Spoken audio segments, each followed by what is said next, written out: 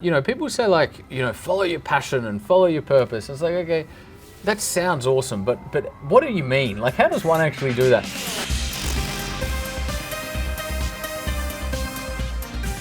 Welcome back. It's Mike Hill and you're watching Futurists.world, your home for big ideas about the future and how to stay on the leading edge. Today, get ready to dream bigger because we're sitting down with the wildly successful entrepreneur, best-selling author and prolific thought leader, Jack Delosa, on the future of education. Until you discover his story, Jack's that guy we love to hate. The university dropout who becomes a self-made millionaire. Except for one thing, he's all about helping you do the same. Jack D rocks. We dropped in on him at his Harbourside office in Sydney, Australia, the home of the Entourage, Australia's largest education hub for entrepreneurs. In his latest book, Unprofessional, a highly acclaimed bestseller, he makes the case for why entrepreneurship is the greatest form of self-expression. Jack is also a high-profile investor in growth companies and one of Australia's leading entrepreneurs. So if you've ever wondered, like me, why and how the education sector needs to be disrupted to adapt to the rapidly changing world, Jack is the man to talk to. So get ready to dream out loud, and remember, if you want to keep your finger on the pulse, please subscribe to our podcast, Futurists.world. Thanks for being here with us. Thanks for having me. Okay, so today we're talking about the future of education. Education, what's it mean to you? What's the background? Yeah, I think education is something that is rather misunderstood and greatly underappreciated just in terms of how impactful and influential it is on our society. Particularly, if you just look at it from a societal perspective, in countries where people are mandated by law to go through traditional education, the quality of that education system is literally going to shape generations, and it's going to shape the potential of generations. And I think we've been in this system for so long where you go to primary school and you go to high school and you go to university if you want to, that we kind of just think that that's the way things are set up, and that has been the way things have been set up for so long. But we don't fully stop to think for a second just how impactful it is on just about every human being that lives in societies like this. As Nelson Mandela that said, education is the most powerful weapon we can use to change the world. And so I certainly believe that to be true. Education started out as being about to draw out from within. I'm talking like the origin, thousands of years, way back. To draw out from within. And so what are you passionate about? What are your values? Yeah. What interests you? What do you enjoy doing? All of these sort of really important markers in my view.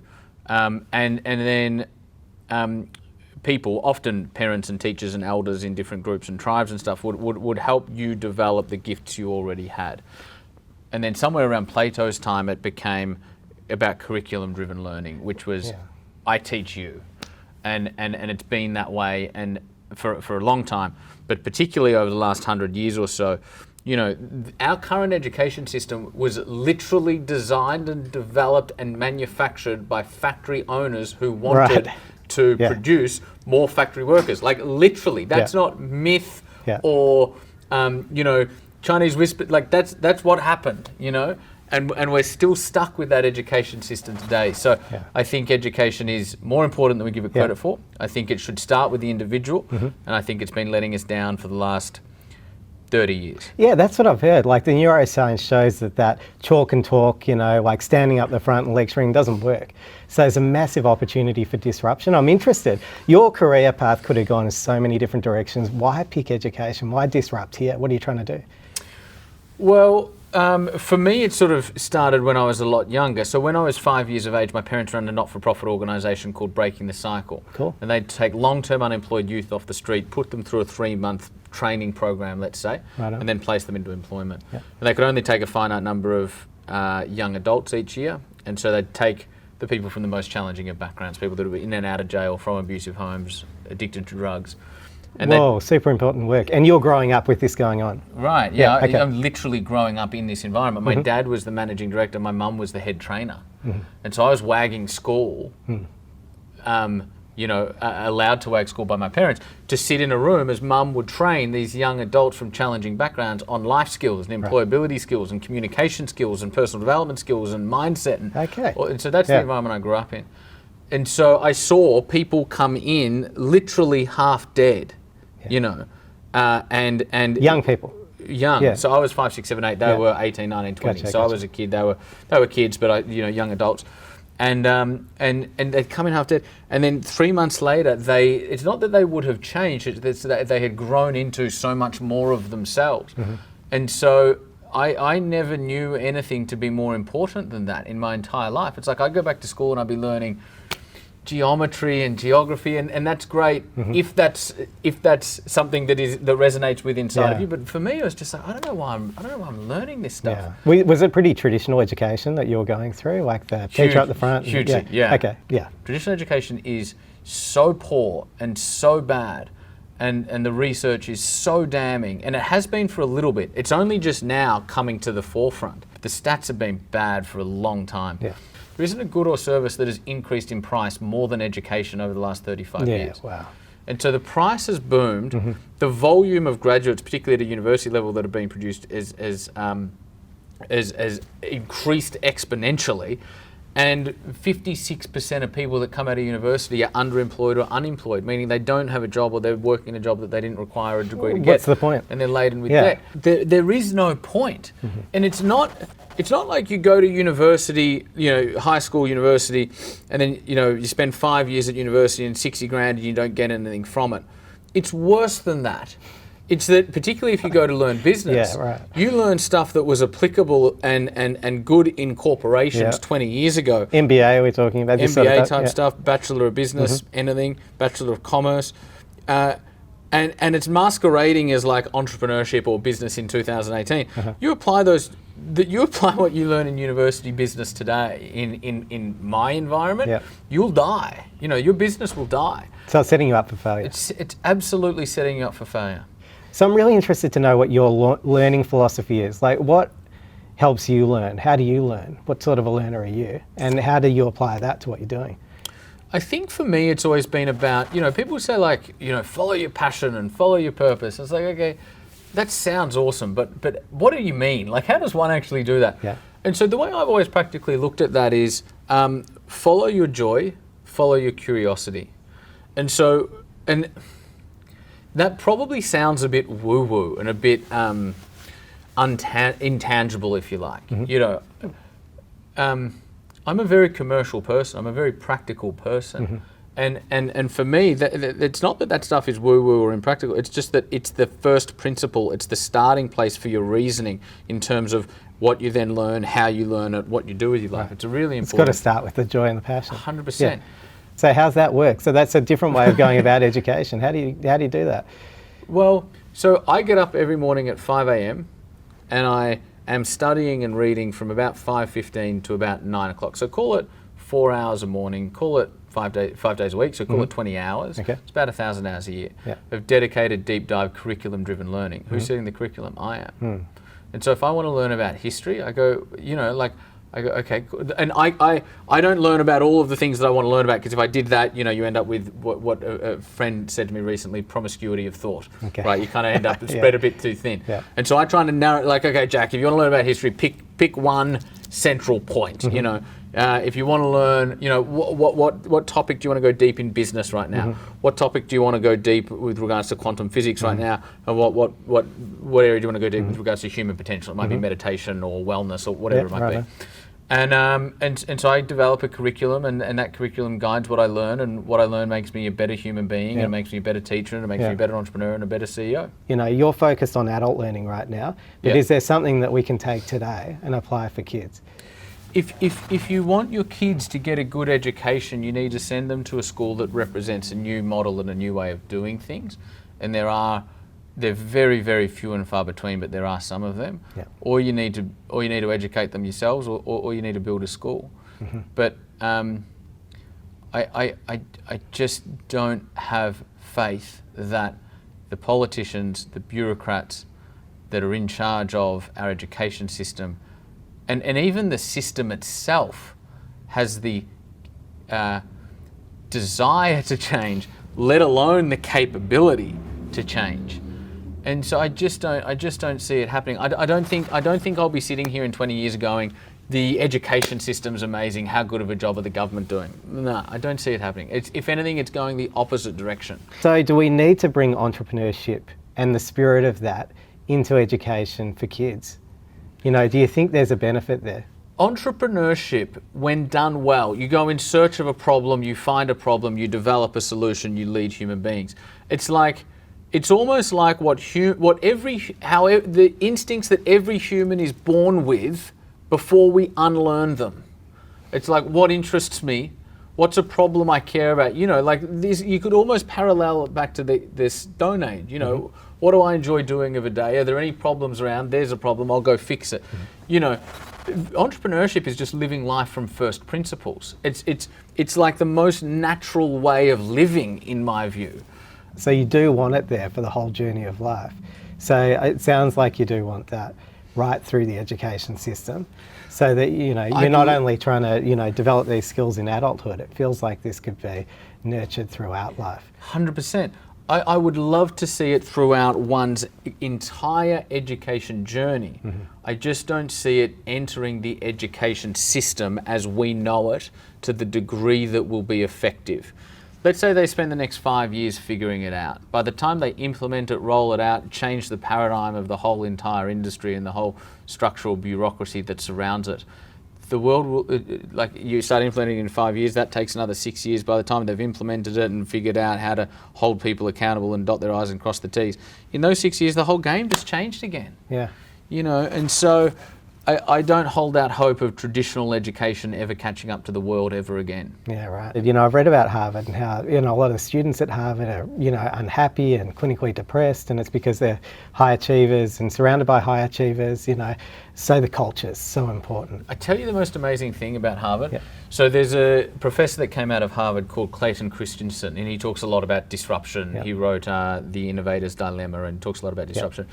He said, you know, what was it? I think it was 2012, Harvard did revenues of $4.4 billion. And he said, how much do you think we spent on making teaching better? $0. Yeah. You know, and so education globally is a $4.4 trillion industry, and the biggest players that have been around for the longest are not looking at what's being taught and not looking at how it's being taught. I can't even comprehend that figure, Nor but if can I imagine, compare it to healthcare or something, with another huge industry, right? But healthcare is always progressing and trying to get better at what it does, you'd hope, you know. It's also for commercial gain. But what you're saying is the education field, which is also huge, isn't doing that. Well, imagine if you had a $4.4 trillion industry, or a $4 billion company in the case of Harvard, $4 billion company, and they weren't looking at their products. Right. You know, we've seen them. It's called Kodak. It's called Borders. You know, they're not around anymore, and I think we will start to see a similar trend now beginning to be applied to education. Wow. Okay. So, where do you think the future of education is going? Where do we go from here? Change in education will not come from the education system. Yeah. The government is too bureaucratic, too incapable, too incompetent. They don't care. And I'm not saying that from afar. This is somebody that's been in regulatory education. It's somebody that's met with all the politicians, met with all the bureaucrats. You know, they don't care. And so what I think will happen is this.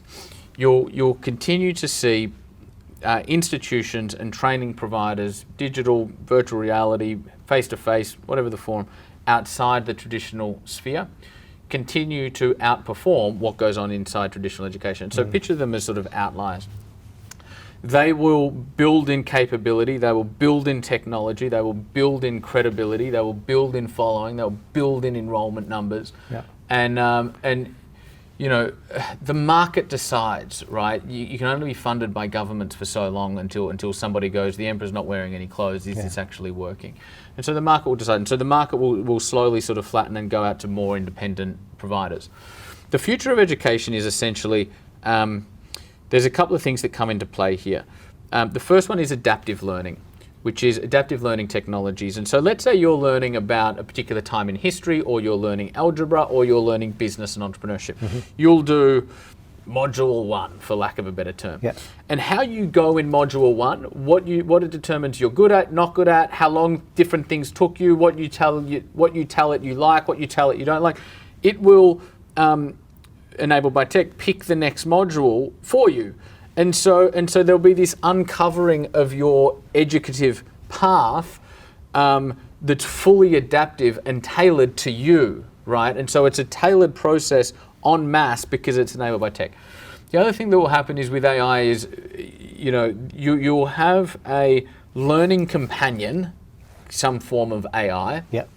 And it might be on your watch, it might be in your phone, who knows what it will be, but Sure. it'll be something.